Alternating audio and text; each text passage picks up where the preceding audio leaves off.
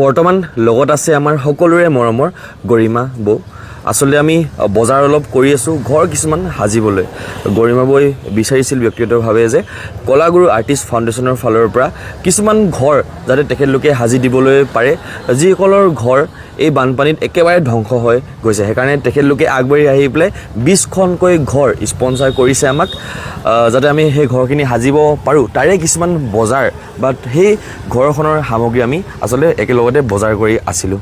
আৰু এনেকৈ এতিয়া যেনেকৈ তৰ্জাৰ বেৰৰ ওচৰলৈ আহিছোঁ, তৰ্জাৰ বেৰ আমি ইয়াত ল'বলৈ চেষ্টা কৰিছোঁ। তেনেকৈ ষ্টেপ বাই ষ্টেপ যি পাৰিম আমি কিনি পেলাই গৈ থাকিম।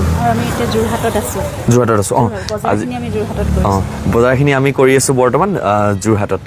যিহেতু সময় কামখিনি কৰিয়ে আছে আগৰ পৰা, খুব ধুনীয়াকৈ অভিজ্ঞতাৰে সৈতে আৰু খুব নিষ্ঠাৰে সকলোবোৰ কাম কৰিছে। গতিকে আমি ইয়াতকৈ বিশ্বাসী আৰু কোনো এজন ব্যক্তিৰ কথা ভাবিব নোৱাৰোঁ। আমি নিজে কৰিলে তেখেতে যে আমাৰ লগত ব্যক্তিগতভাৱে উপস্থিত